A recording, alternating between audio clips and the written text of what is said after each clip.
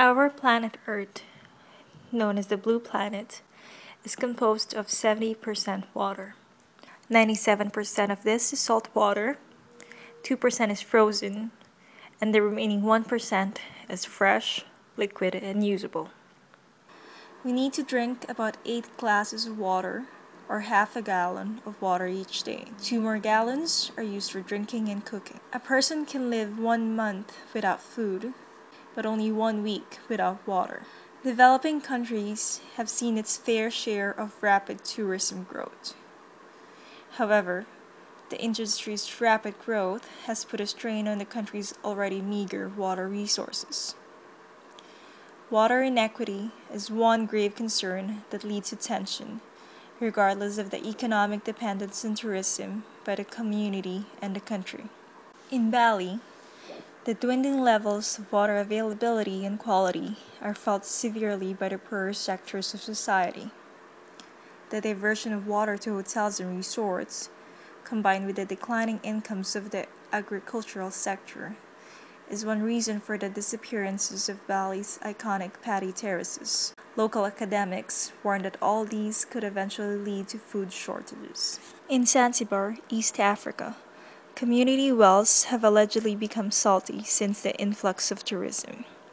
Many locals now have to purchase water from private vendors who transport water in from elsewhere. However, not all locals can always afford to do so.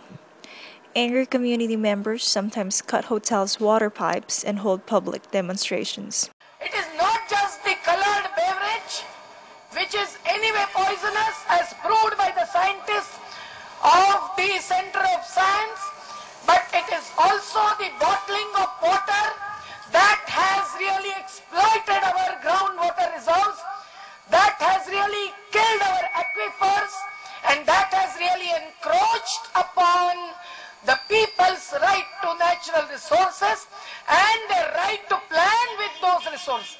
Clean drinking water is fundamental human need and is a basic human right. In most developed nations, we take access to safe water for granted.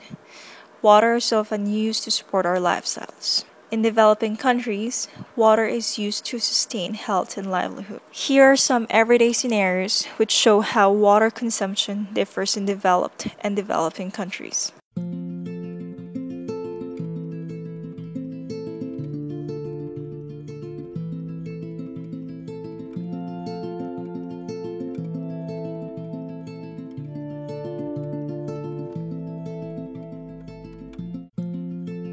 Water scarcity is a global phenomenon. I mean, it's partly driven by water-hungry green revolution agriculture.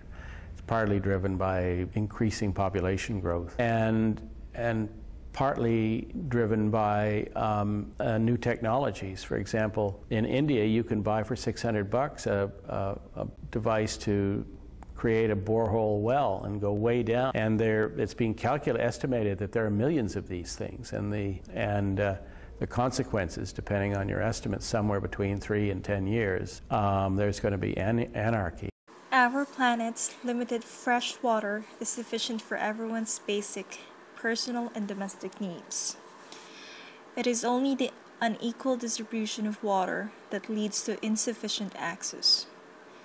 As aspiring tourism professionals, we must adopt and adhere to the principles of water equity in tourism. The right to water and sanitation should not be compromised by tourism. Governments should implement clear regulations for sustainable and equitable water and tourism management. Tourism businesses should implement their business responsibility to respect their right to water. They should abide by the law and reduce their water consumption. Water is undeniably a precious resource, though not everyone is fully aware of how limited it is. Good stewardship should start at home and not end there. It is our shared responsibility to manage common resources wisely for our generation and the generations to come. There is no better time to start than now.